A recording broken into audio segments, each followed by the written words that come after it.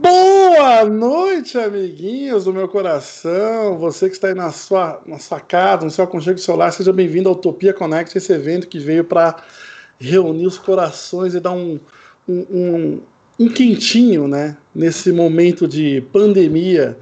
Eu sou o Doug Lira e hoje estou aqui com essa pessoa incrível, meu irmãozão, o meu otário de coração, Rainer Alencar. Seja E aí, bem-vindo. pessoal? Como é que tá? Todo mundo tranquilo? Todo mundo animado aí com essa conexão? Animado demais, né? Já pra gente ir sem mais delongas, para aproveitar todo o tempo possível, vocês vão ver agora essa palestra maravilhosa do querido Raoni Marx, essa pessoa que já trabalhou aí com coisas absurdas, tal como o Irmão do Jorel, o desenho que é amado por todo o Brasil e todo mundo deveria amar também.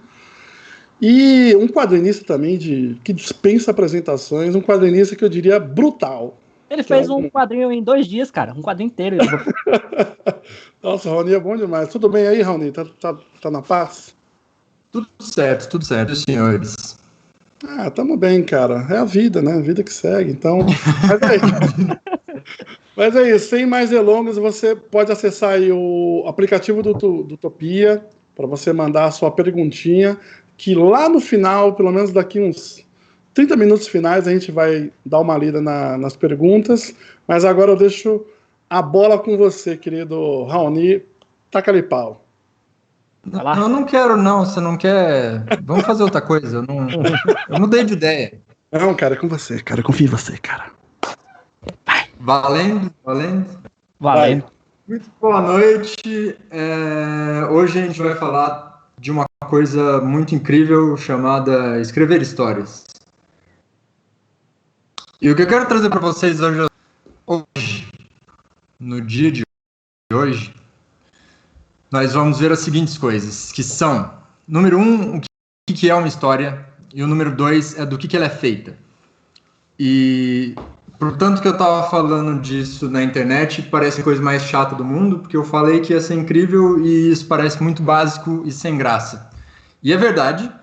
Então, o que a gente vai ver hoje não é as coisas que você já sabe, mas a gente vai pegar tudo isso e tentar enxergar isso do jeito mais simples possível. E para quem acha que o começo vai ser boring, porque eu vou introduzir coisas que vocês já conhecem, eu queria dizer que se você achar que eu estou começando ainda, eu já comecei. Tudo que eu vou falar é extremamente necessário. O que eu falar aqui agora vai chegar lá no final, então presta atenção. Eu ia falar para vocês pararem de assistir o Big Brother Pay-Per-View, mas ele já acabou, então não olhem nenhuma outra coisa, parem de assistir o Ren Stimpy que vocês baixaram por torrent para matar saudades e vamos focar nisso aqui. Eu queria começar com o seguinte, esse quadro aqui de um cara famoso, esse quadro ele conta uma história. E ele conta uma história no sentido de quando você olha para toda a composição, tudo que está rolando nele, você entende o que está acontecendo. Então, assim como o Eisner fala que um quadro numa história em quadrinhos ela tem que contar um pouco do que veio antes e um pouco do que veio depois, esse quadro que é você sabe tudo que está acontecendo antes e depois dele. Que é, você sabe que esse cara tá chegando para uma fila do abraço, você sabe que ele acabou de voltar porque ele tá com a mala, você sabe que é Natal porque tem enfeites lá no fundo e esse que tá com mais cara de desinteressado na pessoa que chegou é o que tá mais enfeitado pro Natal. Ele deve ser tipo invejoso da família, porque ele achou que ele ia fazer muito sucesso com o look dele pro Natal e daí chegou esse cara e ganhou a atenção de todos. Enfim, o negócio é o seguinte, nem todo mundo vai escrever uma história, sentar e destrinchar as coisas que a gente quer contar e como a gente vai contar e qual é o melhor jeito, mas quase todo mundo vai ter que contar uma, no sentido de se você vai trabalhar num jogo, se você vai trabalhar numa carta de Magic, parte do que você está fazendo é contar uma história na mesma escala, ou mais ou menos, do que o Norman Rockwell está contando naquele quadro. que é, você precisa me dar um contexto mais do que uma imagem. Então, para fazer isso direito, a gente precisa do que as histórias são feitas, de como elas funcionam, o que compõe uma história. Eu sempre comparo essas coisas com... contar uma história é uma receita de bolo, sabe? Tipo, para chegar no bolo, você precisa primeiro saber quais são os ingredientes, qual é o modo de preparo e como a gente faz aquilo que a gente está tentando fazer. Lógico que daí as pessoas vão pegar coisas tipo a jornada de herói e falar: isso aqui é só receita de bolo, onde está a minha criatividade? E apesar disso, o importante é lembrar que se a gente estivesse falando de carpintaria, ao invés de escrever histórias, você não ia dizer que você não precisa aprender como a madeira se comporta, ou como cuidar das suas ferramentas, ou como medir. Se a gente estivesse falando de alguma coisa que tem menos a ver com uma atividade, um processo criativo que está dentro da sua cabeça, ninguém ia debater que estudar o que você faz vai cercear a sua criatividade. Então, só queria lembrar isso para dizer mais uma vez que se você quer escrever, ou se você quer trabalhar com coisas que tem algum aspecto narrativo, é sempre importante você saber como narrativas funcionam. Então, hoje a gente vai falar disso aqui. Do que essas histórias são feitas? Histórias, se você já estudou, ou se você estudou tanto quanto eu, o que é horrível, você descobre que histórias são feitas disso aqui. Histórias são feitas de, tipo, 1 milhão de coisas. A lista de histórias é sem fim, assim como é sem fim a lista de livros que você pode comprar sobre esse assunto e os capítulos que eles estão tratando lá dentro. Nunca chega uma hora que você fala, tipo, não, eu não vou ler mais sobre isso porque ninguém mais vai me dizer nada diferente. Porque sempre tem alguma outra coisa, um aspecto ou uma variação daquilo que você já sabe.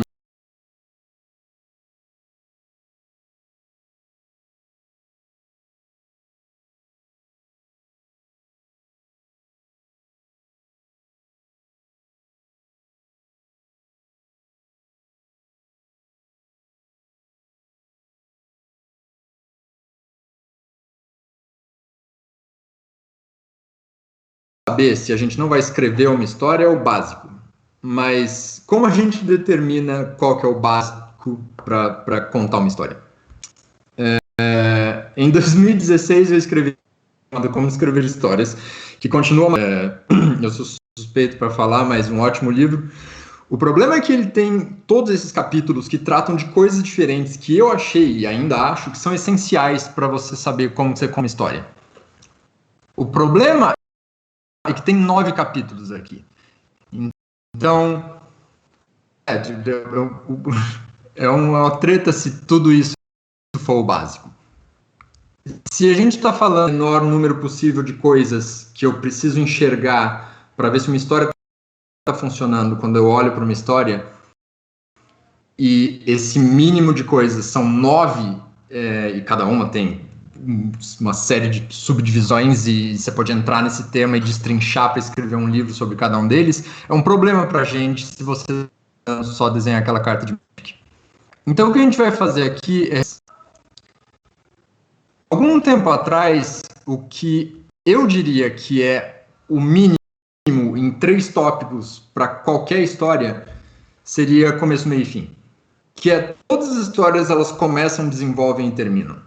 Todas, se elas não fizeram isso, elas são um recorte de alguma coisa, assim como o quadro do Norman Rockwell não é uma história, mas ele é parte de uma, e você enxerga a história toda através daquele um momento, mas ele não conta tudo isso, ele infere tudo isso.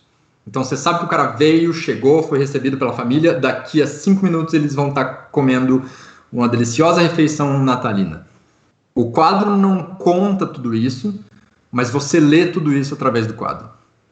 O problema de começo, meio e fim é que se a gente pegar aquele mapa de quais são todas as coisas, ele tá ali, ó, começo, meio e fim. E se começo, meio e fim é só uma coisa que está no meio disso tudo, como que a gente vai descobrir quais são 3 coisas que são mais essenciais umas que as outras dentro desse mapa? Bom, eu achei 3 coisas. E é por isso que eu vim aqui. Eu queria até tirar um momento para respirar fundo, curtir esse momento em que eu sei de uma coisa que vocês não sabem, o que é muito legal, porque ela é tão simples que em meia hora todos vocês vão saber e vai ser menos especial para mim saber ela sozinho. Se a gente tem todas essas coisas, como que a gente separa 3 delas que vão ser mais importantes do que qualquer uma delas? E que vão fazer parte de todas, absolutamente todas as histórias que a gente quiser, precisar ou tiver que contar. Bom, se a gente pegar esse mapa e dividir em 3 partes, a gente vai achar 3 tópicos que são essenciais. Claro, de começo, meio e fim, vão realmente definir quais são os ingredientes que a gente vai encontrar em toda e qualquer história. Esses ingredientes são 2 pontos. Eu estou imaginando tambores na minha cabeça. Que suspense da hora. Vocês estão ouvindo também? Tá bom. Esses 3 ingredientes são estrutura, motivação e símbolos. E esses 3 são os ingredientes que a gente vai usar para toda e qualquer história, porque eles realmente reúnem todos aqueles tópicos que a gente mapeou antes. E tem coisas que estão faltando nesse mapa, mas mesmo assim, o que quer que a gente consiga enfiar aí dentro, ainda vai estar dentro dessas categorias, de estrutura, motivação e dos símbolos. Então, agora a gente vai enxergar através dela 3 coisas, que são a estrutura, que é o começo, meio e fim, que é todas as histórias vão de um ponto a outro ponto e eles desenvolvem no começo, mas eles concluem. A motivação, que é quem está tentando fazer o quê e por que essa pessoa está tentando fazer isso, que é uma coisa que eu falei muito em todos os outros lugares, tipo o meu canal do YouTube, ou o livro, ou se eu te encontrei na fila do pão na padaria, que é toda a história é alguém tentando fazer alguma coisa. Então a motivação, antes de chegar aqui, eu tinha essa piada que era motivação, vem da palavra grega para movimento, então é o que move a história, mas eu tirei exatamente essa origem da palavra motivação, é a palavra grega para movimento, então realmente a motivação é o que move a história. Então, a gente não tem mais essa piada, mas a gente tem essa verdade, esse fato de que o segundo ingrediente é o que a gente está tentando fazer dentro dessa história. Por que a gente está assistindo isso? A pessoa que a gente está assistindo está indo atrás do quê? Ou tentando alcançar o quê? E a terceira são os símbolos, que são a forma com que a gente vai colocar essas coisas, a motivação e a estrutura. O motivo pelo qual esses 3 são os mais importantes é que as histórias são feitas desses 3 elementos, não importa qual a escala do que você está tentando contar. Então, se eu estiver tentando contar uma piada, uma tirinha, uma série, uma graphic novel, um romance, um jogo, ou todas essas outras coisas que eu escrevi aí para parecer que são muitas coisas, mas realmente são muitas coisas, elas vão ser contadas através de motivação, estrutura e símbolos. São as 3 coisas que são irredutíveis no que quer que a gente tente contar, seja guerra e paz, seja você não sabe quem eu encontrei na fila da padaria ontem. E eu posso provar.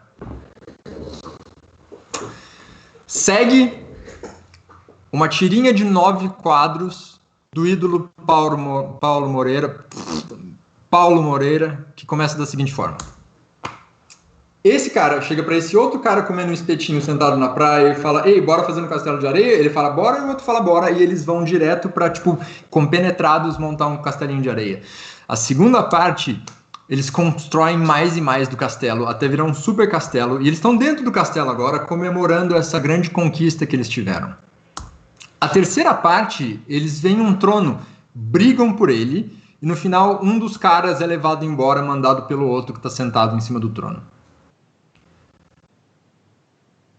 Eu não sei vocês, mas quando eu vejo esse negócio, o que eu enxergo, o que é anormal, não vou negar. O que eu enxergo é como que esse negócio está funcionando. Primeiro eu enxergo, que legal, mas depois como que esse negócio está funcionando. Porque a questão é, se esse negócio foi legal, é porque funciona muito bem.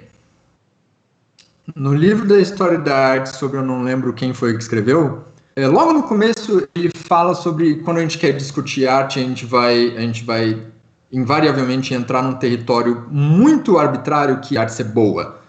E ele põe boa entre aspas, justamente para deixar claro que isso aqui isso não é ciência. O bom ou ruim vai ser determinado vendo e pelo que essa pessoa está enxergando ou não enxergando em tal obra. E o negócio dessa tirinha é que quando eu leio, ela é boa. É uma boa tirinha. Ela dura 9 quadros, que já é longo para uma tirinha, mas ela conta uma história que eu, pessoalmente, não acho que você consegue contar em menos, e ela é muito mais rica do que o formato da tirinha famosamente é conhecido por transmitir. É muito maior do que você consegue ler nessa situação. Ela infere uma situação que é muito mais universal e pode ser aplicada a muitos outros casos. E ela é simplesmente engraçada, é bizarramente engraçada essa tirinha. Olha esses caras brigando, todo torto, olha isso. Que obra de arte. Então, o que eu tô enxergando quando eu vejo esse negócio é o seguinte. Em primeiro lugar, você enxerga um começo, meio e fim nela. Em segundo lugar, cada quadro dessa tirinha sobre os caras brigando porque eles fizeram um castelo de areia na praia, ela pode ser ativamente comparada com um passo na jornada do herói do Campbell. Então, no primeiro quadro, e eu não tô brincando, eu consigo escrever 6 livros sobre o quanto isso é verdade. O primeiro quadro, ele representa o primeiro ato da história, e ele conta o que o Snyder chama de imagem inicial, ele conta o que o Vogler e o Campbell chamam de mundo comum, o que a gente quer dizer com a apresentação dos personagens, com denotar o tom de uma história, que é como a gente vai, qual é o clima nela, e qual é a ambientação, onde que aquilo está se passando. Ele tem o chamado à aventura, que é outra coisa que o Campbell manda em todos os mitos na história da sociedade humana. Ele tem o que o Snyder chama de catalista, que é o chamado da aventura do Campbell. Ele tem o que o Snyder chama de setup, que é a gente vai estabelecer o que vai acontecer daqui para frente. E entre o primeiro e o segundo quadro, a gente tem o que o Snyder chama de debate, que é uma vez que o cara recebeu um chamado para aventura, ele vai fazer as contas de o quanto aquilo vale a pena entre risco e recompensa e decidir se ele vai ou não. No segundo quadro, a gente tem o que o Snyder chama de break into two, que é quando ele passa do primeiro ato para o segundo ato, que é sair do mundo comum e ir para o mundo especial. No terceiro, coisa sobre a tirinha sobre fazer castelo de areia na praia. No terceiro quadro, a gente está no mundo especial e a gente entra no que o Campbell chama de provas, aliados e inimigos. No quarto, a gente tem o que o Snyder chama de fun and games, que é se a gente foi assistir um filme sobre os caras fazendo castelinho de areia, tem uma coisa que acontece antes e uma coisa que acontece depois, mas o que eles vão fazer nesse filme é fazer um castelinho de areia. Então, o Fun and Games é meio que o pôster do filme, é meio que o trailer do filme, é o que você veio ver. Então, o antes e depois depende da história, mas o Fun and Games, esse um quadro dos dois construindo o castelo de areia, ele é o equivalente daquele quadro do Norman Rockwell do cara chegando em casa. Então, para esses caras estarem construindo esse castelo de areia aqui, eles têm que ter combinado construir um castelo de areia antes, que foi o que aconteceu no quadro 1, e coisas vão acontecer depois, que é onde a gente vai chegar no quadro 9. E pelo Campbell, a gente tem aqui o que a gente chama de aproximação da caverna secreta, que é a gente está progredindo nessa história rumo a uma coisa que vai ser mais importante do que está acontecendo agora, que é o ponto em que a gente vai chegar saindo lá do primeiro quadro. Então, quando o cara fala, vamos fazer um castelo de areia, você cria uma imagem obrigatória de 2 pessoas diante de um castelo de areia que elas fizeram. Então, a aproximação da caverna secreta a gente está chegando perto dessa imagem obrigatória.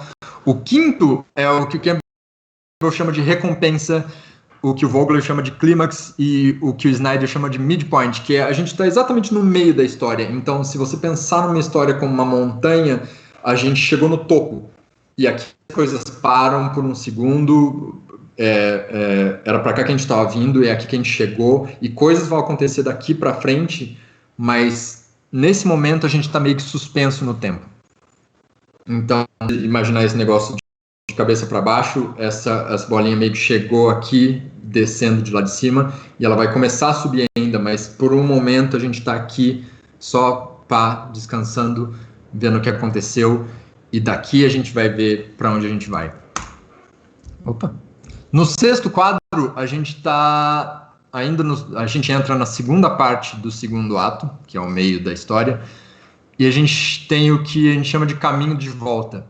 E no sétimo, a gente tem o que o Snyder chama de Bad Guys Closing, que é, depois desse momento de suspensão, e as coisas estão tudo bem, que é o que acontece no sexto, que eles estão, tipo, de boas, comemorando e se abraçando, e olha que legal isso que a gente fez, as coisas vão começar a dar errado, e elas começam a dar errado a partir desse momento em que eles acham o trono, e o trono determina tudo que vai acontecer daqui para frente. Então, logo em seguida, a gente tem o que o Snyder chama de...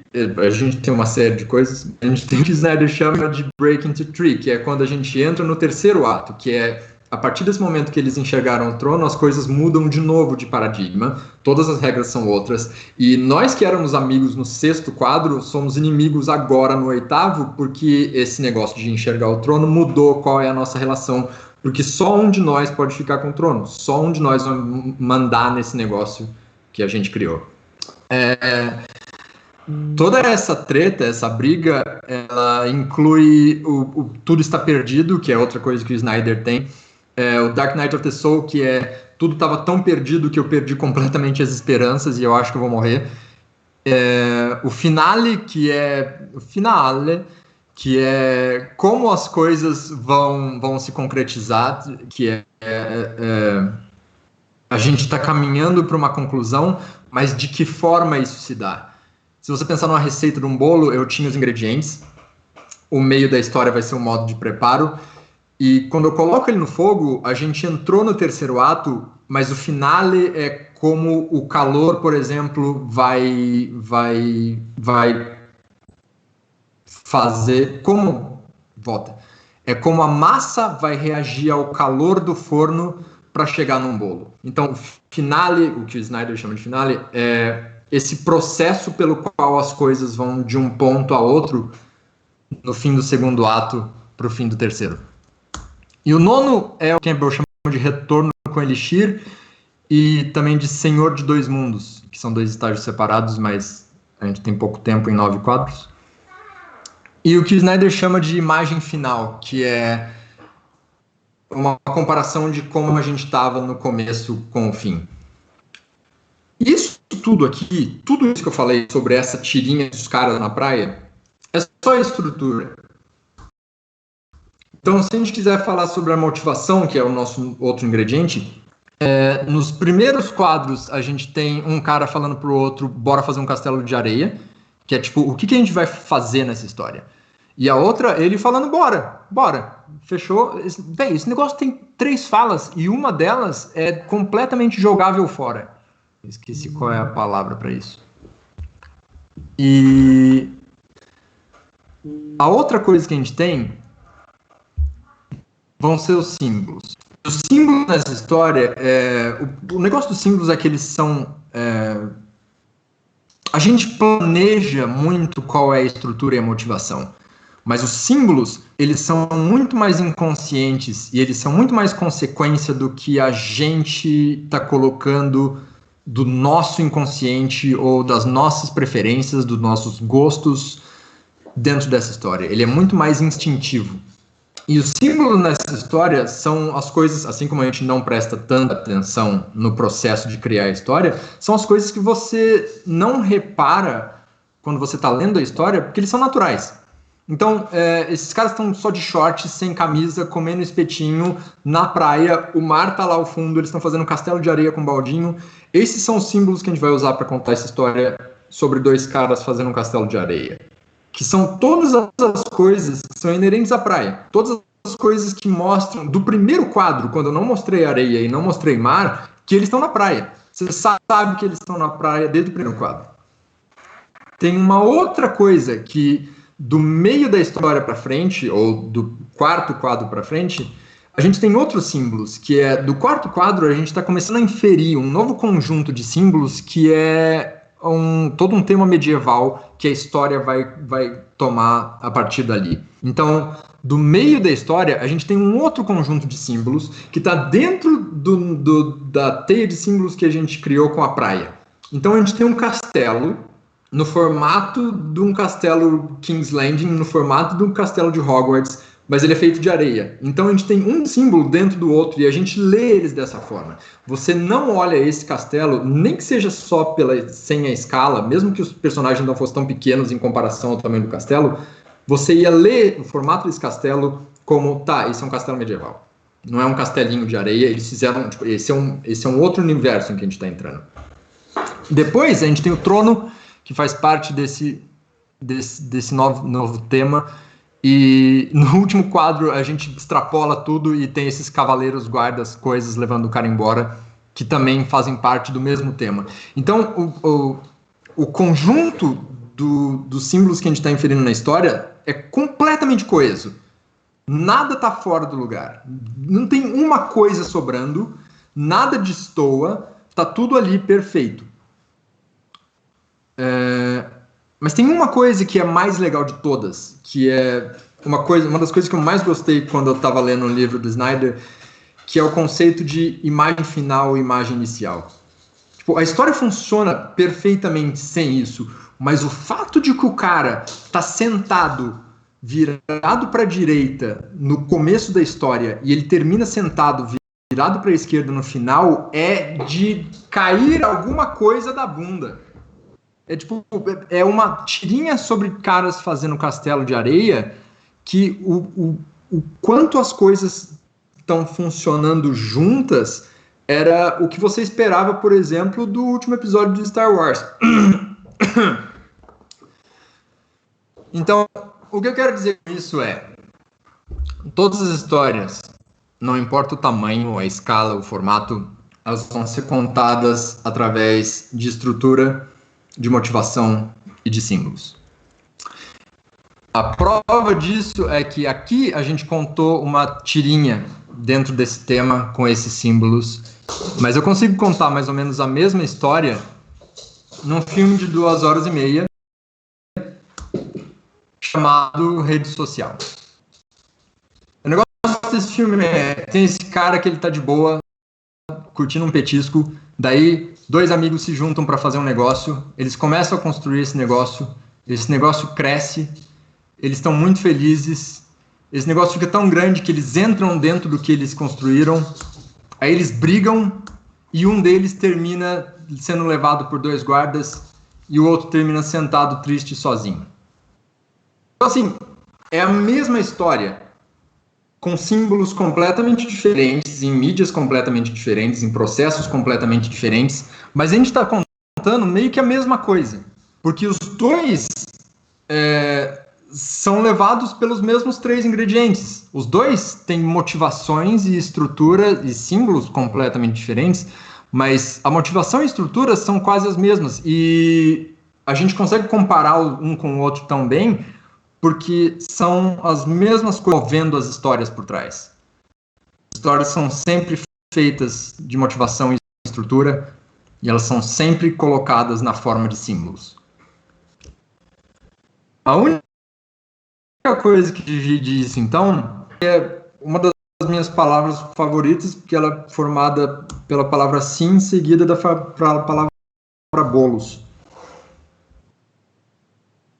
Símbolos são o que vão separar Pocahontas de Dança com Lobos, que a gente tem essa mesma história, assim como a tirinha do Castelo de Areia e a Rede Social, a gente tem a mesma história, mas uma vez que a gente troca os símbolos, a gente vai contar histórias completamente diferentes, com dramaticidades e seriedade e complexidades completamente diferentes umas das outras.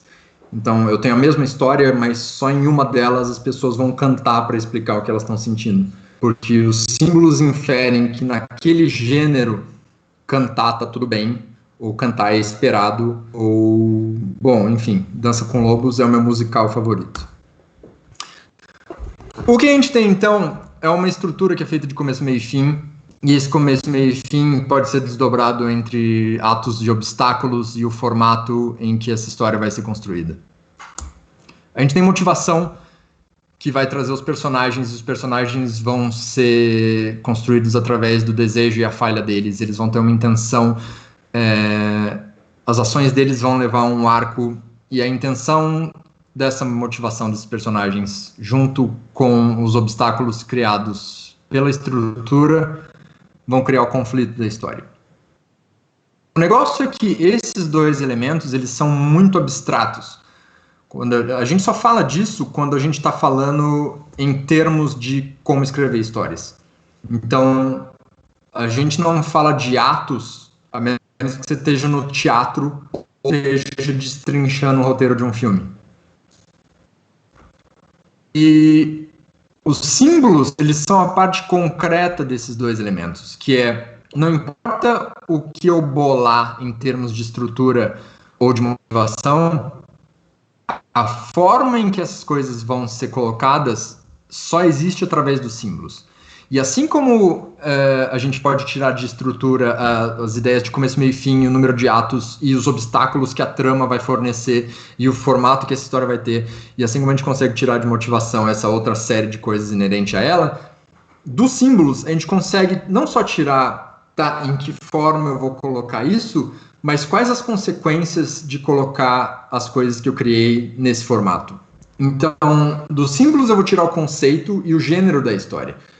E essas duas coisas não só vão me guiar dentro da história, que é para dizer, através desses símbolos, o que eu quero dizer, ou quais metáforas eu quero contar, e através da junção dessas metáforas dentro dessa estrutura, qual é o tema da minha história, que é o que eu estou querendo dizer.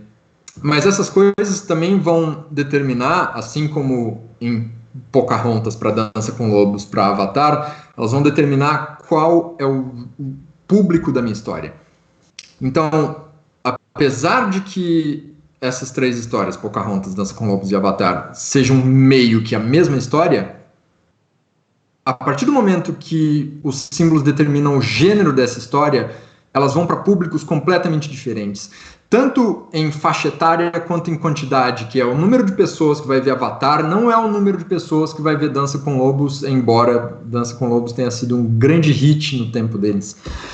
Mas é um filme que hoje não teria o mesmo apelo, ele seria de um jeito muito mais sério, de amantes do cinema vão assistir esse filme, assim como amantes do cinema foram ver Sangue Negro, ou esse filme que eu não consegui pensar agora.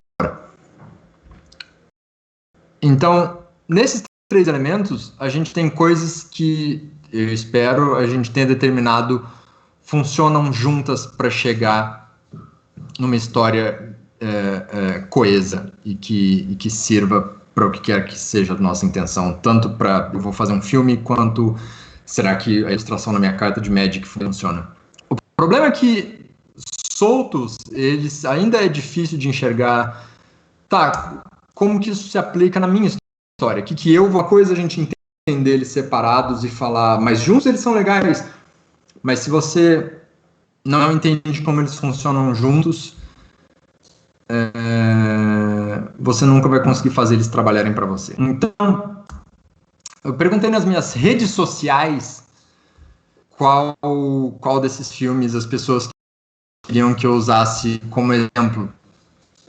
E eu tive muitas respostas, todas diferentes, e eu queria tirar esse momento para tomar uma água e deixar vocês pensarem qual foi o vencedor. Se esperar, né?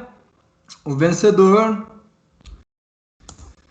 foi esse comercial de pasta de dente aqui, que eu vou usar para dar de exemplo para vocês como essas coisas funcionam. E o motivo pelo qual eu vou usar esse dente é muito fácil mostrar como essas coisas funcionam nesses filmes que deram muito certo. A outra é fazer essas coisas do comercial de pasta de dente. E o negócio do comercial de pasta de dente é Se você está em casa assistindo um comercial de pasta de dente, você nunca vai pensar que aquilo é de alguma forma obra de arte. E o problema é que ele é meio que uma simulação de uma obra de arte, no sentido de as pessoas que têm que fazer esse comercial têm que lidar com ele, se aproximar dele, solucionar o problema que ele posa do mesmo jeito que a gente teria se a gente estivesse escrevendo qualquer um desses filmes, que é como eu vou transmitir essa informação de um jeito que as pessoas queiram ouvir, entendam o que eu quis dizer ou façam o que eu quero com isso. Então tá, esse comercial é doideira, tá? Se preparem, ele é muito bom. E ele faz todo sentido. O comercial começa com essa mulher que acabou de escovar o dente. Uma cena antes ela colocou essa escova ali e teve esse lindo pack shot. O que a gente está falando. Então, a primeira cena é essa mulher que ela está no mundo comum dela, onde está tudo certo. Ela é linda quando se olha no espelho e escova os dentes. A próxima cena ela olha pela janela do banheiro dela e vê o vizinho na janela do banheiro dele, e o vizinho joga uma caixa de pasta de dente para ele. E se a gente quiser colocar isso em termos de histórias, esse daqui é um mundo comum, e quando o vizinho joga um negócio para ela é o Catalista, do Snyder, e esse momento aqui não está em nenhum livro sobre escrever histórias, mas ele chama O Cliente Vai Amar Essa Cena, que ela é completamente desnecessária, mas ele vai amar quando o produto dele estiver voando pelo céu com o sol atrás, ele vai achar incrível. Quando você mostrar isso na reunião, ele vai gostar muito. A menina recebe, ela pega a caixa de pasta de dente na casa dela, abre, dentro tem um bilhete escrito Festa na Piscina. Bom, esse é o chamado aventura. Então a próxima cena é ela chegando na festa da piscina, que é o Breaking Two, que é quando ela cruza esse limiar entre os dois mundos. Em seguida a gente tem o Provas, Aliados e Inimigos, que é quando ela nem liga pro cara e vai falar com as amigas dela, e o cara vem falar com ela. Em seguida tem a famosa aproximação da caverna secreta, que é quando eles estão tipo, pô, e aí, quase lá. E aí, obviamente, entra demonstração do produto, que também não está no... Campbell nunca falou sobre demonstração do produto, mas o cliente exige, então é isso que a gente vai assistir nessa parte da história. Isso parece bizarro e parece que é só uma gracinha, mas esse é literalmente o melhor momento para você colocar esse negócio. Porque se a gente estivesse assistindo TV, a demonstração do produto é o equivalente a um intervalo, que é, até aqui, a gente está vendo uma história. Quando essa história está prestes a alcançar o clímax, que é tipo, quando essa história estiver nossa, é daqui para o sucesso, eu vou segurar a sua expectativa e agora que você está prestando muita atenção, eu vou demonstrar o meu produto. Em seguida, eles correm juntos para a piscina, que é a famosa provação, e depois eles se pegam debaixo d'água, que é a recompensa e também a imagem final. Eu não coloquei aí, mas como eles estão se pegando debaixo d'água, isso também corresponde a Senhor de Dois Mundos, porque, né, eles são animais terrestres, mas estão debaixo d'água agora, com sucesso. E o filme termina assim, a história termina assim, porque nada mais refrescante do que pegar alguém debaixo d'água, né? Eu queria trazer um outro exemplo para vocês, que é o famoso Eject Especial, que é o primeiro episódio do Irmão do Jor-El, no qual a minha pessoa, trabalhei. E o Eject Especial é o seguinte: o Irmão do Jor-El tá triste, pronto para ir para a escola até de noite, esperando a Lara chegar, mas a Lara foi embora para o Japão, a Lara é amiga dele. E ele tá tão triste que os pais dele falaram que ele pode ficar acordado até tarde para assistir Microwave Warriors, que é o desenho que ele sempre quer assistir, mas nunca pode porque ele tem que ir para a cama. O negócio é que a avó dele tá assistindo um negócio na TV e não vai acabar tão cedo, então ele não pode assistir Microwave Warriors. Mas ela deixa ele gravar o desenho para assistir amanhã, em cima da fita do aniversário de 8 anos dele. Então o desenho vai gravar um programa que passa antes e depois a fita vai gravar um programa que passa antes e depois vai gravar o desenho que ele quer assistir. No dia seguinte, porém, ele aperta o botão Eject Especial, porque a fita não conseguia sair do VHS. O roteiro original também tinha uma explicação do que era um VHS. mas foi cortado por problemas de tempo. Ele aperta o botão eject especial e daí coisas acontecem. E as coisas que acontecem são as seguintes. O personagem do desenho que passava antes dos Microwave Warriors saiu da fita e está aterrorizando o Japão gigante, destruindo tudo. A outra é que o bolo de aniversário dele, que estava na fita também, caiu no Japão da mesma forma. E os personagens do desenho que ele gostava também saíram da fita e agora estão andando por aí tentando solucionar todos os problemas. Eles vão até a casa do irmão de Jor-El, o irmão de Jor-El acha muito legal, mas eles precisam da fita para fazer tudo voltar para a fita e o irmão de Jor-El não pode deixar que eles levem a fita porque ele gravou o desenho deles para assistir junto com a Lara. Então, o que acontece é, o irmão de Jor-El vai até o Japão junto com os Microwave Warriors para deter toda a conspiração e destruição do país e lá ele encontra a Lara. Juntos eles vão derrotar o monstro e tal. Mas o que quer tratar nisso tudo é... Esse episódio tem uma motivação que é saudade. O irmão de Jor-El tá com saudade da Lara. E para isso ele vai gravar o desenho que eles dois gostam, porque ele quer assistir junto com ela. Por causa disso, a estrutura gera uma trama de eventos que vai fazer com que o irmão de Jor-El vá até o Japão, encontre a Lara. Lá ele vai falar para ela sobre a fita para eles assistirem juntos e ela vai achar muito bonitinho. Então assim, deu a motivação que era eu vou gravar o desenho e termina com a motivação que está por trás da motivação, que é eu tenho saudade. Quando a gente fala tanto de motivação quanto de estrutura e símbolos, que é todas essas coisas trabalham para um resultado final, mas o resultado final, como que a gente se sente? Quais são os problemas na minha vida? O que eu queria estar fazendo? O que eu queria alcançar? Qual é o buraco que eu estou tentando preencher em mim e qual é a parte que falta? E isso ficou muito pesado para uma coisa que era sobre gente fazendo castelo de areia e bolo de aniversário gigante. Mas não tem nenhuma piada para aliviar esse momento. Então, eu queria ir para o próximo exemplo, que é... Ano passado eu fiz essa história em quadrinhos chamada Bada Bacon. Ela é sobre o quê? Ela é sobre um cara indo atrás de um pedaço de bacon. Essa é a história. A motivação é essa. Tem um pedaço de bacon e ele tem que achar. É isso que, segundo os gregos, move a minha história. Ele vai atrás desse pedaço de bacon por quê? O pai dele tá à beira da morte no hospital aí pra ele, porque ele não pode sair do hospital. E o favor é, eu preciso que você traga para mim um pedaço de bacon. O negócio é, ele precisa que o filho dele, o Gil, pegue esse pedaço de bacon, porque não é um bacon comum, é um bacon mágico. E o negócio é que ele não quer, porque, mano, você tá maluco? Eu tenho mais o que fazer com a minha vida.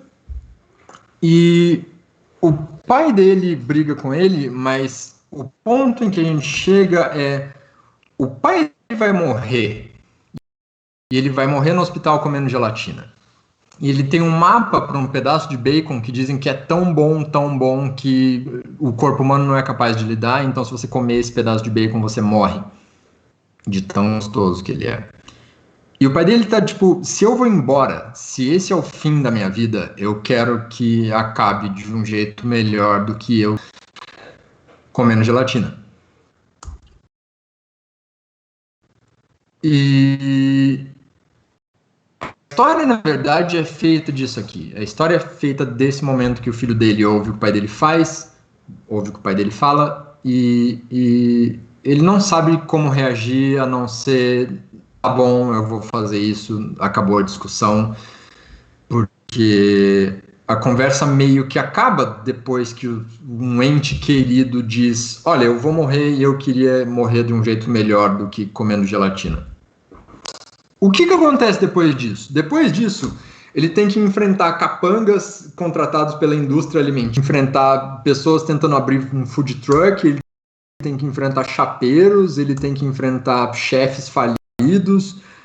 O que acontece na história depois dessa motivação, que é um negócio mais profundo e inconsciente e difícil de lidar que a gente tem emocionalmente, é uma estrutura muito básica, ação e obstáculo resolvido através de lutinha, usando todos os signos que eu consegui achar de shonenzão parrudo, vamos resolver tudo na porrada. E através disso ele vai ficando cada vez mais quebrado e ferido e ele vai fisicamente cada vez se dando pior nessa história. E as coisas vão escalando e escalando e a gente vai aumentando o volume e a cor e o impacto dessas coisas usando todos esses signos do mangá japonês para meninos, quando, na verdade, a história toda é sobre isso aqui. Então, quando eu falo de as histórias são feitas de estrutura, motivação e símbolos, é que a gente vai tentar contar uma coisa que é maior do que nós e maior do que o que a gente está contando, maior do que a situação. Mas a gente vai alcançar isso com símbolos que são reconhecidos como isso aqui é uma história. Então, eu posso fazer um livro muito triste de autoajuda falando se os seus pais estão no hospital e eles estão chorando porque eles vão morrer comendo gelatina, essa era uma boa hora para você remendar a sua relação com eles. Ao invés disso, o que a gente vai fazer é contar uma história de um cara que vai atrás de um bacon mágico e luta com pessoas, porque a única coisa que ele pode fazer a essa altura para remendar a situação, a relação dele com o pai dele, é fazer essa uma coisa que o pai dele está pedindo. Isso tudo porque brigar com pessoas vai ser mais fácil do que sentar lá e encarar essa realidade aqui de essa pessoa de quem você gostava e não demonstrou o suficiente vai morrer. Esse negócio era bem mais tranquilo antes do mundo acabar e todo mundo ir para o hospital morto, mas, enfim, às vezes a gente prevê o futuro sem querer. Então, assim como ninguém vai ler Chapeuzinho Vermelho se a história chamar Obedeça os seus pais e não fale com estranhos, existem jeitos que são mais agradáveis ou mais divertidos ou mais legais ou mais coloridos ou com mais murros na boca de contar sobre coisas que realmente são significantes para nós, significativas e importantes, que realmente vão fazer uma diferença na nossa vida. Então, nessa história, o que a gente tem, assim como em todas as outras, vai ser uma motivação, uma estrutura e uns símbolos, e a motivação é pegar um pedaço de bacon. Isso é o que move a história, tem esse objetivo, assim como em todos os filmes da Marvel era vamos pegar essas pedrinhas, a gente está indo em direção a essa uma coisa que a gente quer conseguir. A estrutura que vai fornecer os obstáculos desse negócio é assim como, sei lá, o Nolan põe as histórias dele em diagramas de linha que são muito simples. A estrutura começa no hospital, onde você recebe esse chamado aventura, você pega a estrada, você acha o bacon, você volta pela estrada e termina no hospital de novo, que é para onde a gente está indo, embora essa história consiga durar 1 milhão de anos. O negócio é que os símbolos a gente vai usar. Sou eu que estou contando a história, é disso que eu gosto, então instintivamente eu vou contar essa história na forma de um shonenzão violento, que eu acho pessoalmente mais legal que as pessoas deem um voador na cara do que, tipo, discutam dentro de casa sobre, putz, pô, eu não fiz nada pelo meu pai. Então, eu consigo usar todos os símbolos do shonen para, metaforicamente, contar sobre um cara que está fugindo de ficar com o pai dele num quarto de hospital e encarar que a relação deles não é das melhores e agora vai acabar. Faz sentido isso? Eu acho que faz. De qualquer jeito, teve metralhadora atirando e coisas explodindo no quadrinho, então deu tudo certo. Se vocês não enxergarem a parte difícil, vocês enxergaram a parte legal. E é por isso que eu continuo. O negócio é que, debaixo dessa motivação que é física, a gente tem essa motivação que é criar uma relação emocionalmente saudável com alguém com quem você se importa. E a motivação de pegar um pedaço de bacon, ela vai alimentar a estrutura, e essa estrutura vai alimentar os meus símbolos, que é, tá, uma vez que eu sei quais são, por onde a gente vai passar nessa história, eu vou usar esses símbolos para extrapolar o valor dessa estrutura, e todas essas coisas vão alimentar o que eu realmente quero dizer com essa história, que é não dê soco na cara das pessoas para resolver seus problemas, mas pelo contrário, encare que o único jeito de resolver a sua relação com seu pai é ter uma relação com seu pai. Então, histórias são o nosso veículo para transmitir informações e encontrar significado. Então, o Campbell fala que o motivo pelo qual ele consegue encontrar o monomito e a jornada do herói, comparando os mitos de civilizações do mundo inteiro, quer dizer, o motivo pelo qual ele ouve as histórias que todo mundo estava contando há muito tempo atrás, ao mesmo tempo, e vê que todo mundo estava contando a mesma história, histórias são o nosso veículo para transmitir significado, que é a gente vai articular coisas que aconteceram com a gente, ou como a vida acontece, e transformar isso numa história. E essa história vai te ensinar como lidar com as coisas sem que você tenha que lidar com as coisas. Ou ela vai te preparar para lidar com essas coisas quando elas acontecerem. Faz sentido? O negócio é, tipo, histórias contam alguma coisa. Mais do que as pessoas que o Gil vai enfrentar no Badabacon, a história como um todo vai contar um negócio, que é, pô, você devia ter ficado com seu pai. Que é, não fuja dos seus problemas. Que é, tem coisas que você não resolve com um soco na cara. Então, assim, se você é essa pessoa que vai trabalhar em coisas que são narrativas, mas não exatamente vai escrever toda uma história, você pode estudar tudo o que a gente estuda quando a gente quer entender melhor como histórias funcionam e como elas são construídas. Ou você pode se concentrar só nesses 3 pontos, porque eu garanto para você, do fundo do meu coração, I'm not gonna steer you wrong, not for a goddamn TV show. Todas as histórias são feitas dessas mesmas 3 coisas.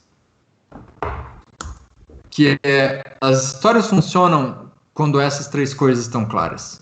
Se essas 3 coisas estiverem funcionando juntas e estiverem muito bem definidas, a história vai que funciona. Assim como você pode ter uma carta de Magic que não funciona.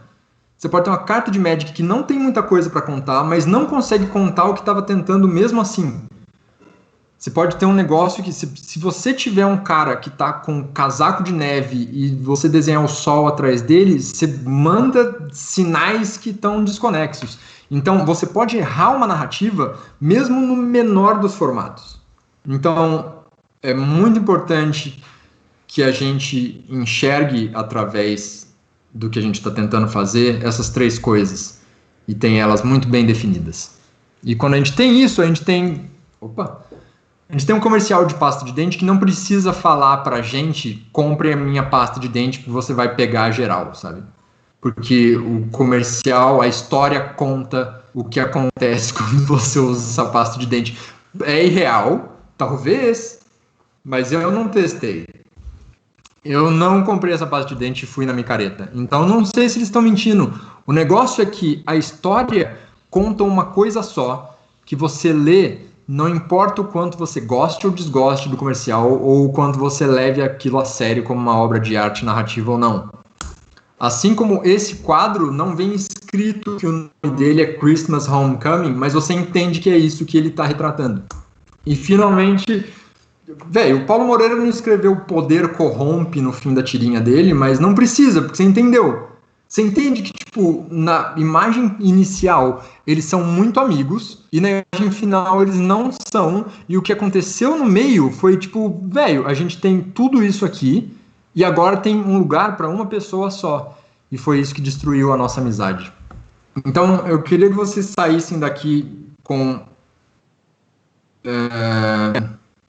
como a gente viu muita coisa, Eu queria que vocês saíssem daqui com um negócio que fosse tão sintético quanto pegar todo aquele mapa e transformar em 3 elementos. Eu queria mandar vocês para casa com 3 perguntas, que são: se a gente tem motivação, estrutura e símbolos, o que você quer enxergar através da sua história ou do objeto narrativo que você esteja desenvolvendo, ou analisando, ou tentando consertar, ou tentando entender, as perguntas são: o que está acontecendo, o que está sendo levado, o que está se movendo, o que está levando as coisas adiante, por onde está sendo levado, que é qual é o caminho que esse negócio vai percorrer, se as histórias são alguma coisa saindo do ponto A e indo pelo ponto do B, pro ponto B, a estrutura responde por onde essa motivação está transitando, e os símbolos são em que forma. Então, histórias são alguém tentando fazer alguma coisa. O processo de fazer alguma coisa vai guiar a gente por um caminho. Mas todas essas coisas vão ser retratadas através de um formato de acordo com cada história que você... Então, eu posso ter a mesma motivação e a mesma estrutura, mas se eu mudar os símbolos, eu posso ter histórias tão diferentes quanto Pocahontas, Dança com Lobos e Avatar. E em resumo, é isso que eu tinha para falar para vocês hoje. Eu espero que tenha sido útil, que vocês tenham aprendido muito e que isso tenha clareado a visão de todo mundo sobre o mar de coisas que você vai encontrar quando você tentar entender como uma história funciona, do que ela é feita, como eu escrevo, como eu conto. Tem uma barragem de coisas que você pode aprender sobre isso, e é muito legal aprender sobre isso. Vai mudar não só a forma como você está tentando elaborar suas ideias, mas a forma como você vai ler as ideias dos outros. Você nunca assiste um filme do mesmo jeito depois que você aprende o que são 3 atos, qual é a jornada do herói ou coisas assim. E é um mundo muito legal enxergar naquela tirinha, por exemplo, o que eu estou enxergando.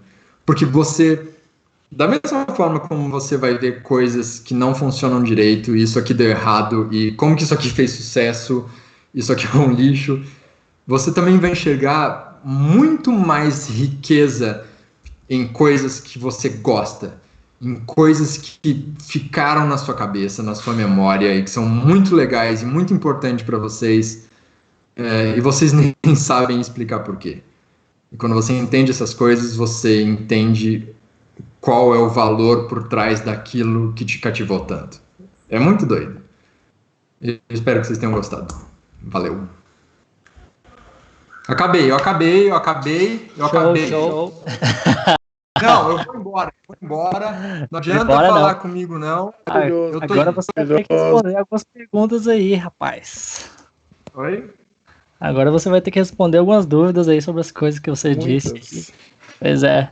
Olha, eu aprendi, Raoni, 3 coisas com a sua palestra. Que é possível contar uma boa história com 3 elementos. Que o Paulo Moreira é um gênio. Não, um gênio. Quando eu enxerguei, porque eu não tinha visto antes, foi só quando eu tava montando esse negócio. Quando eu enxerguei que o cara tava sentado no canto virado por um lado e depois sentado no canto virado pro outro no final, eu... Quebrou, desmaiou. É muito bom. E outra coisa que eu aprendi, que símbolos é uma palavra comunista. Que isso? Que isso? Nada. Cara, achei muito legal. Você que curtiu, já, mano, manda suas palminhas aí online aí pro Raoni. Siga ele em todas as redes sociais possíveis. E mande perguntas. Já tem pergunta aqui que eu vou ler para você aqui, que é o seguinte, Raoni. Calma aí, deixa eu colocar um fone, deixa eu me preparar para essa pergunta. Rapaz, se prepara que o negócio aqui é pancada, hein? Vai. Bruno Pinto. Ele mandou: Raoni, em histórias de muitos capítulos, como fazer para as ideias continuarem sendo atrativas e originais para os leitores? Cara, nessas perguntas sempre vem coisas que são colocadas em termos completamente abstratos, tipo atrativas e originais. Mas se eu quiser responder isso com as coisas que a gente discutiu hoje, originais a gente vai encontrar em símbolos, que é original não é o que você está tentando contar, não vai ser, não tenta ir por esse caminho, porque é difícil e as chances são que quando você achar que você está contando uma coisa original, você só não conhece uma coisa idêntica que foi contada igual antes. Então, não tente contar uma coisa original, mais do que encontrar um jeito original de contar ela.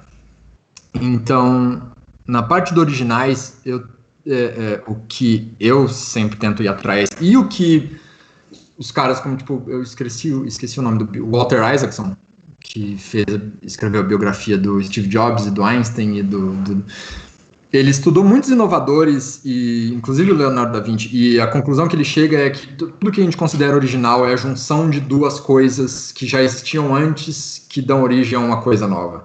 Sim. Então, o original eu colocaria nessa parte de símbolos, que é o que vai fazer a sua história parecer original, ser original, vai fazer aquilo ser único, é a forma em que você está colocando elas. Então, se você pegar Sword Art Online, a história é completamente rasa, mas a forma em que as coisas são colocadas é tão eficaz que todo mundo ficou maluco e o negócio é um sucesso absurdo, sabe? E sobre atrativas é uma questão de estrutura. Mais do que o que você está tentando contar, é a forma e a sequência de eventos que você está contando. Que é, por exemplo, no comercial de pasta de dente, a gente começa a contar essa história dessas pessoas que vão se pegar. Essas pessoas vão se pegar, hein? Essas duas pessoas, elas vão se pegar. Essas pessoas estão quase se pegando. Essas pessoas vão se pegar a qualquer momento. É agora. Elas vão... Deixa eu te mostrar como funciona o meu produto. E daí depois, agora que você estava aqui, deixa eu te mostrar uma coisa que você não quer ver. E daí eu volto para aquele negócio que você estava esperando ver. Sim. Então, o que ele faz é capturar a sua atenção com a promessa de alguma coisa. Então, em séries, se a gente tem duas tramas correndo paralelas, quer dizer, a gente tem 5 personagens numa série. Se a gente pegar Community, que tipo, o Winger vai fazer uma coisa, mas a Shirley vai fazer outra, e essas duas histórias estão correndo ao mesmo tempo no episódio. O que eu faço, o que você vai fazer, a gente vai prometer uma coisa, e quando essa coisa estiver prestes a acontecer, a gente vai mudar para outra história e prometer outra coisa. Então, o que você está fazendo é criando uma estrutura em que os eventos estão escalando em termos de tensão, em termos de... Velho, agora é para valer, as coisas vão acontecer, é agora, vamos mudar para outra história, e a gente vai aumentar isso do mesmo jeito, de agora, é agora que vai acontecer. Quando a gente voltar para a primeira história em que as coisas estavam para acontecer, aquela coisa acontece, e agora a gente tem um novo paradigma, que é, se você pegar a tirinha do Paulo Moreira, não tinha nada acontecendo, e o cara falou, vamos fazer um castelo de areia? Vamos. Então, as coisas começam a aumentar, que é tipo, eles estão lá com um baldinho fazendo um montinho de areia, e eles estão fazendo um puta castelo de areia, e termina num super castelo de areia. Então, depois que esse super castelo de areia estiver pronto, coisas vão acontecer. Mas você não sabe quais são ainda, porque a gente vai mudar para uma outra história. Lógico que na tirinha a gente não muda porque a gente tem uma história só. Mas ele falou originais e interessantes, né? Originais interessantes. Isso. Sim, sim. Originais e originais. Você precisa colocar atrativas e originais, isso. Atrativas é saber mexer com a estrutura da história, com a trama, com a sequência dos eventos e enxergar quando essa tensão está aumentando, para saber quando é a hora de agora vamos mudar para outra coisa, porque eu vou manter nessa coisa que estava para acontecer, para te contar uma coisa que não é tão legal, mas que vai chegar num momento de tensão tão grande quanto esse aqui, sabe? Faz sentido isso? Isso é muito abstrato, mas depois que você entende o que é fácil, e praticando também você vai encontrando, qual é o momento e como eu construo isso. E originais é mexer com esses símbolos, de como eu coloco isso esteticamente de uma forma que eu não vi antes, ou que eu acho muito interessante. Massa. Eu tenho uma pergunta seguinte: você chegou aí essas estruturas básicas para criar uma história, e muitas das pessoas que estão aqui, provavelmente, a maioria às vezes nunca escreveu, tem vontade de escrever, desenha, trabalha fazendo conceitos ou não, mas todo mundo aqui já ouviu falar assim, beleza, você agora tá começando a desenhar, você vai ter que ir estudar os fundamentos do desenho, você vai ter que aprender a blocar um bloco, você vai ter que saber o que é uma pirâmide, uma esfera, e a partir dali você vai estudar anatomia. Ali a anatomia, você vai poder pegar aqueles símbolos que você aprendeu a utilizar ali, você saber usar no espaço, agora você vai construir uma coisa maior. O que você indica pro pessoal que tá começando agora, acabou de ver a tua palestra aqui e fala, putz, pela primeira vez, realmente vou ter a coragem de me levantar a caneta e começar a escrever alguma coisa. O que é aquele exercício mais básico que você consegue passar pra uma pessoa, pra tipo, aquele... o mínimo que ele pode passar que você diz, agora eu tô começando a escrever alguma coisa, e o que você indica também de progressão, assim, de onde você vai sair? Você vai começar fazendo o mínimo daquilo que uma pessoa que não sabe escrever, digamos assim, e ela vai poder ter uma progressão, assim. Não que você vai ter que explicar tudo sobre a progressão, mas qual seria essa progressão? A progressão seria... É o que eu sempre indico de quebrar a sua ideia em pedaços usando cartões, que são cartões indexáveis para quem inventou esse método, mas para a gente são pedaços de papel. Então, não é fazer uma lista... Não é fazer uma lista, porque uma lista é uma coisa em cima da outra, mas pegar pedaços de papel soltos e anotar uma por uma as ideias que você tem para aquela história. Então, na sua cabeça tem uma imagem nebulosa de uma coisa que você quer que aconteça, que você acha que vai ser legal. O que você vai fazer, antes de tudo, pensa que você vai fazer um desenho ligando pontos. E você não sabe como é o desenho ainda, mas você tem noção da silhueta dele, sabe? Então, eu sei que o desenho vai daqui até aqui, então vou colocar esse ponto e esse ponto. E eu sei que ele vem daqui até aqui, então vou colocar esse, e eu acho que aqui também tem um ponto, eu acho que aqui tem outro. E você vai fazendo isso, anotando todas as ideias que você tem. Então, tipo, se você acha que alguém vai tomar um chute na cara na sua história, você pega um papel e escreve chute na cara. Completamente abstrato, completamente solto. Tipo, você não sabe onde que aquilo entra, no que aquilo se liga, você nem sabe quem vai fazer o quê. Mas tem um instinto em relação às ideias que você tem. Que você não sabe qual a forma definitiva daquilo, mas você sabe para onde aquilo vai. Assim como eu sei que quando eu estiver escrevendo uma história em quadrinhos sobre um cara que quer ir atrás de um pedaço de bacon, vai ser um shonen. As coisas vão ser resolvidas com porrada, vai ter várias piadinhas engraçadas. Sabe, tipo, tem um negócio que é instintivo. Tem coisas que já estão lá antes de você começar. Não se preocupa com elas, mas o que você enxergar delas na sua cabeça, você começa a partir daí, anotando pedaços da sua ideia. E daí você coloca, quando você tiver o suficiente, um monte, você coloca elas em sequência. E isso vai te dar um panorama de, eu acho que a história começa por aqui, e ela vai para esse lado. Não necessariamente termina aqui, mas ela vai daqui para cá. E daí você vai colocando ideias para preencher esses espaços. E esse é definitivamente o melhor jeito de começar qualquer coisa. Que não é página 1, capítulo 1, primeiro parágrafo, é no geral, assim. Vomita e depois organiza, né? Vomita e depois organiza, mas é importante vomitar separado. O negócio dos pedaços de papel é muito importante porque a lista ela te prende.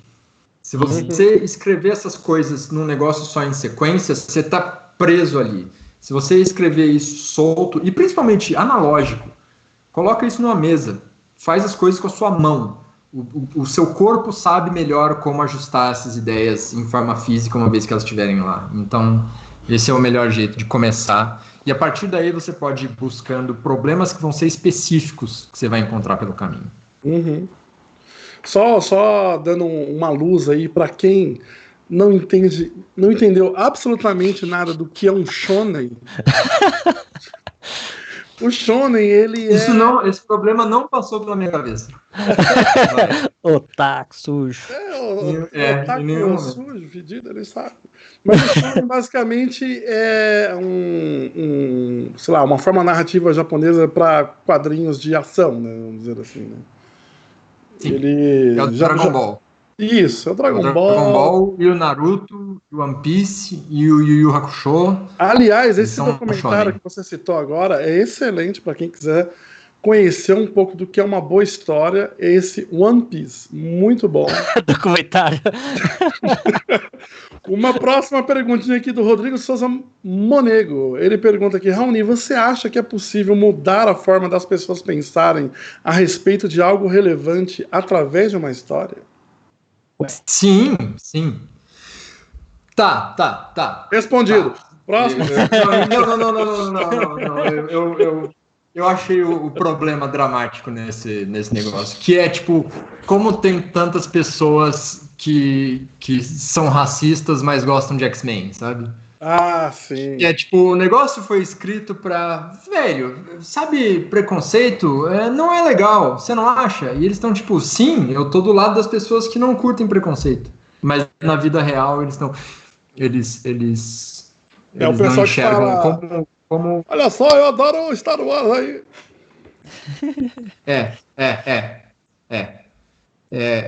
Eu não vou entrar muito nisso, mas é a pergunta mais complicada do que parece. Não, mas é Idealmente, interessante isso, é bem interessante, é bem curioso isso, aliás, né? Porque você acha que a pessoa enxergou. É perfeito.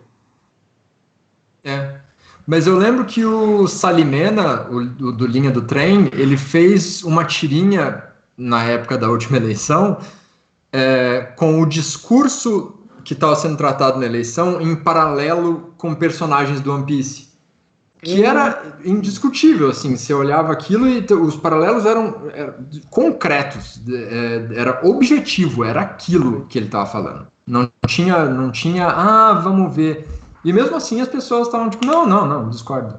Então você vê um padrão de negação num sentido de como que as metáforas que eu estou absorvendo na ficção não traduzem para a vida real. Tem gente que realmente não vai ser mudada através de uma história, porque ele não enxerga qual que é o paralelo, como que aquilo está se relacionando com a vida dele. É muito mais um problema do leitor do que do autor, né? O autor não vai conseguir resolver isso se a pessoa não... tudo lá. Ele não vai conseguir. Exatamente. Eu acho que acaba que tudo que não é explícito, acaba que ele entra numa ordem de hierarquia muito baixa, às vezes, do leitor, no caso, né? Então, da pessoa que tá ali, se ela tiver que interpretar, ela vai botar primeiro o que ela quer e depois o que ela tá lendo ali, né? Se não tiver escrito explícito. Mas se você colocar o discurso de forma explícita, Sim. Você cria uma rejeição da parte de quem já sabe que o discurso dela não é aquele. Então, realmente, você não sabe o que fazer, porque se eu tô tentando transformar as ideias através de um discurso fictício, e esse discurso não vai se traduzir para a vida real, mas um discurso objetivo vai ser rejeitado por público que eu estou tentando mudar, o que eu faço, sabe? Outra perguntinha aqui da maravilhosa e incrível Úrsula Dourada, que ela comenta o seguinte, pergunta, né, aliás, existe algum conceito popular sobre símbolos ou storytelling que são errados ou poderiam ser melhor explicados? Como assim? Eu não sei se eu entendo. Eu também fiquei confuso com a... Lê de novo. Vou ler de novo, gente. Lê de novo. Eu não terminei a quarta série. Existe algum conceito popular sobre símbolos ou storytelling que são errados ou poderiam ser melhor explicados? Ah, sim. Eu acho que não. Sabe o que é? Existem coisas em storytelling que têm a seguinte questão. Da mesma forma que o Campbell achou mitos que estão contando a mesma história, basicamente a mesma história no mundo inteiro, essa profusão de livros sobre teoria da escrita que a gente tem, meio que estão contando a mesma coisa, ensinando as mesmas coisas de jeitos diferentes. O que não é ruim, porque se eu ler O Herói de Mil Faces, A Jornada do Escritor e o Save the Cat, eles estão falando da mesma coisa, só que um é muito mais fácil de absorver do que o outro. Tipo, muito mais.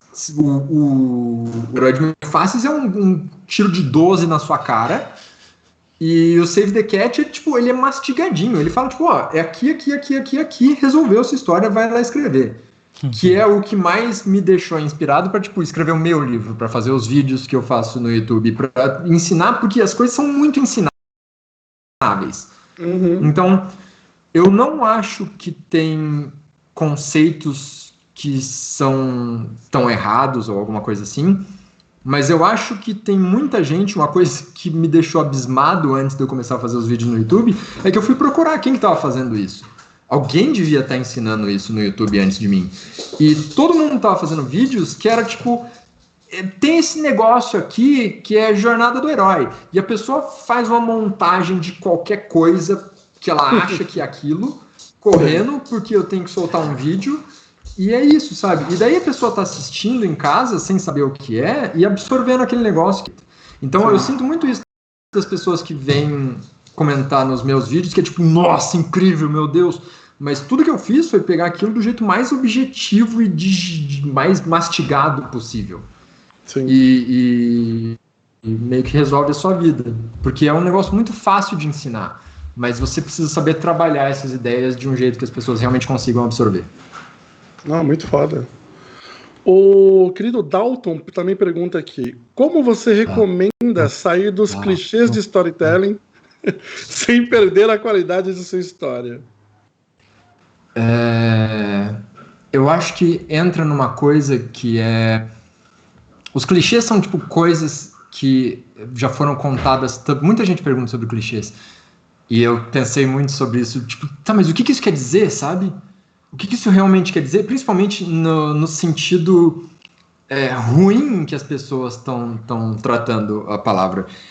E é um negócio que já foi contado tantas vezes que você já reconhece como, isso é um jeito de contar histórias. Assim como, se você pegar Era Uma Vez, ele é um termo estrutural, que ele te prepara para... Tá, o que vai acontecer daqui para frente tá dentro de uma categoria geral de conto de fadas.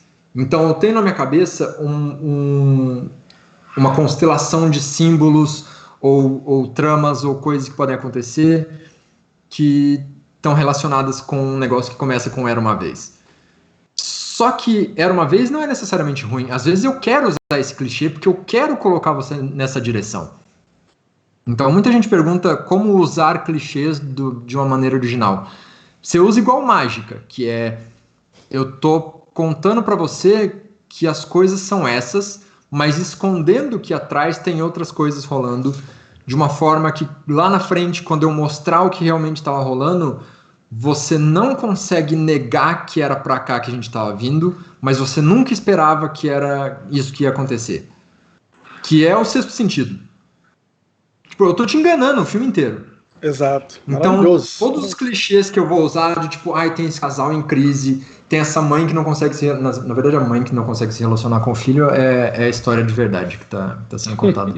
Mas o jeito de encarar os clichês é usar a técnica do Stephen King de, tipo, você escreve, guarda por, tipo, 3 meses, o tempo que você puder, depois você lê de novo, porque da próxima vez que você for ler, você está completamente desassociado do que você escreveu, então você realmente está lendo como o seu leitor vai ler, que ele não tem uma relação criativa com aquilo.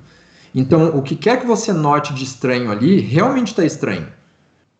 Então, se você notar clichês no que você escreveu, depois que você criou essa distância com a sua obra, aquilo é um clichê, aquilo está errado, aquilo está zoado. Porque se você só enxergou aquilo depois, é porque aquilo não era intencional. Então, ou você muda aquilo para virar um negócio que, isso aqui você nunca viu, isso aqui você não esperava, isso aqui não é batido e tem todas as histórias do mundo. Tipo uns anos atrás que era o vilão quer ser pego. Que tipo, veio 10 filmes no ano que o vilão, o plano dele era ser pego e depois fugir. Pelo amor de Deus.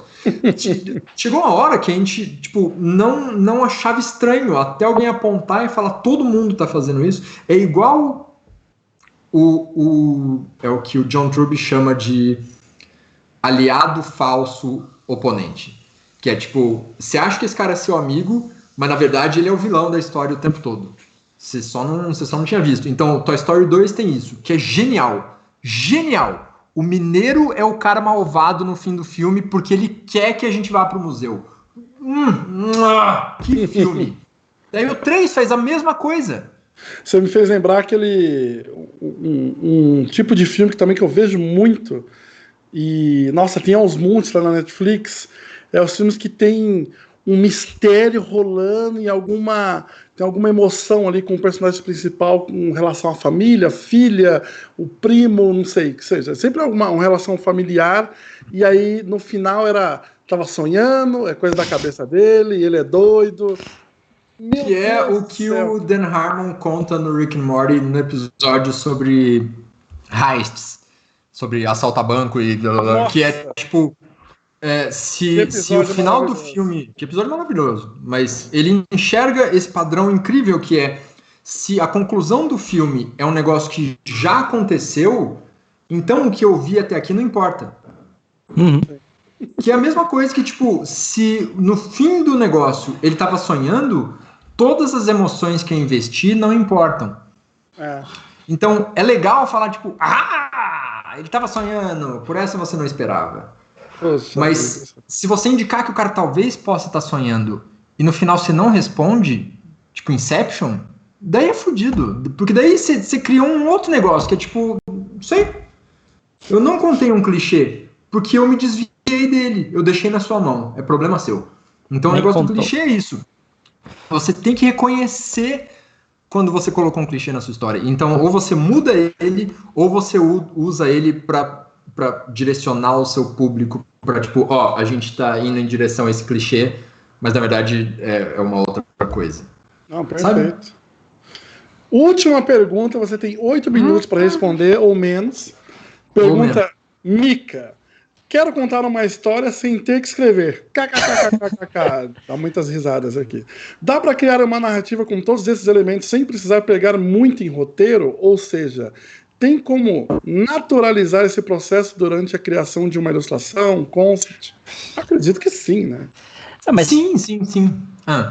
Mas se não for escrever, vai ter que pensar, né? De qualquer jeito, porque, tipo, até pra fazer um personagem, você não tem como você falar, sei lá, tem uma missão, a sua missão de amanhã, pra mim, é entregar 6 policiais. Esse é um trabalho de concept art. Você não pode pegar lá e botar só um policial gordo, um magro, um alto, um baixo, porque tem que ter uma história. Você tem que pensar quem é aquele policial. E mesmo que você não escreva, você vai ter que pensar. Se é uma narrativa inteira, você vai ter que pensar na narrativa, mesmo que você não escreva. Tipo... Ilustração é comunicação, gente. Não é desenho, não é representação gráfica. Se você faz uma representação gráfica, vou desenhar aqui, essa garrafa. Pronto, não tem história, foda-se, ninguém se importa com isso. Agora, tipo, você vai ilustração, que vem de iluminar, blá, blá, blá, blá, blá, blá. Mano, é contar alguma coisa, não tem isso, né? Não tem essa. Mas é importante reconhecer também que tem coisas que, mesmo que você não queira, você tá inferindo. Porque, tipo, essa garrafa que você mostrou, ela tipo, se você pensar que a garrafa afunila no fim, por motivos de quando você fazia vinho, sobrava uma borra da uva no fim da garrafa, e esse afunilamento é feito para segurar essa borra quando você está servindo o fim do vinho. Se você desenha essa garrafa sem saber disso, você desenhou a garrafa que é após a criação do vinho, sabe? Coisas que estão lá no seu desenho, e é disso que o Rainer está falando também, por mais que você não crie essa narrativa, por mais que você, como ela disse, não entre em roteiro, você está contando alguma coisa com o que você colocar no que você desenhou, sabe? Total. É igual o pessoal que... Diga, Rainer. E o perigo de não saber justamente os símbolos é justamente estar contando a história de outra pessoa sem querer. Porque se você não sabe a história daquilo e você mesmo assim está desenhando, você está contando a história de outra pessoa. Sim. Isso é muito louco, me faz pensar nos artistas que se dedicam tanto ali na criação de concept. Eu vou trabalhar com concept. Eu quero fazer personagem.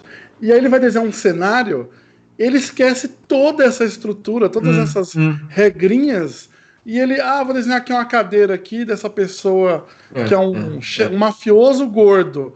E é uma cadeira intacta. Tipo, bicho, você tem que gastar a cadeira tem uma história também, que é o que você falou da garrafa, né? Ela tem alguma coisa acontecendo com ela, né? Por mais que você não queira, o que você escolher, o que você desenhar, ele vai vir com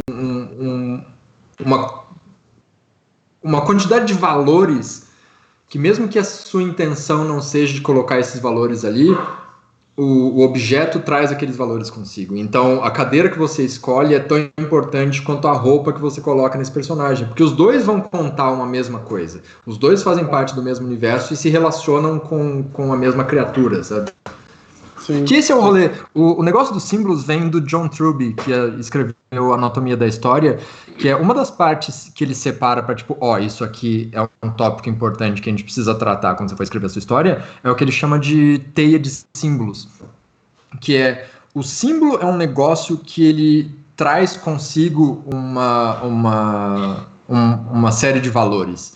Então, a gente não vai falar malvado e amedrontador, mas a gente vai falar que ele é um morcego, sabe?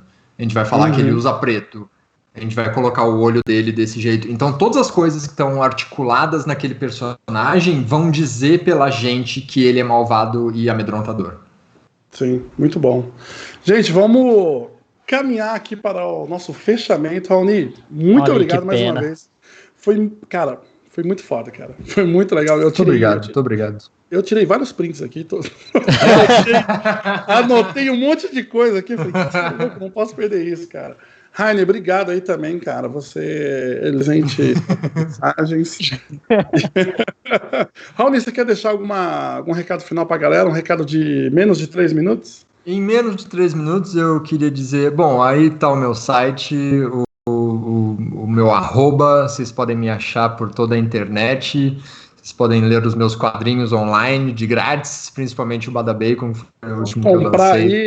Brutal também. Comprar o meu livro, Como Escrever Histórias, que foi lançado essa semana em formato de e-book, porque eu não estou enviando por conta de pandemia, mas você também pode mandar suas dúvidas para mim, tanto no YouTube, quanto no Twitter, quanto no Instagram, e vamos nessa. Porque escrever é super legal e quase grátis. Sigam o Raoni no Instagram, que ele tá desenhando uns personagens do Dragon Ball lá, que tá uma coisa linda de Deus. Véio. Muito obrigado. Uns bonequinhos, ó. Top. Mas é isso, gente. Um beijo. A galera que tá acompanhando, um beijo para vocês. Um beijo para a Saladões, a sala mais bonita do Brasil. Sempre tem. E é isso. Tchau. Forte abraço. E amanhã tem mais.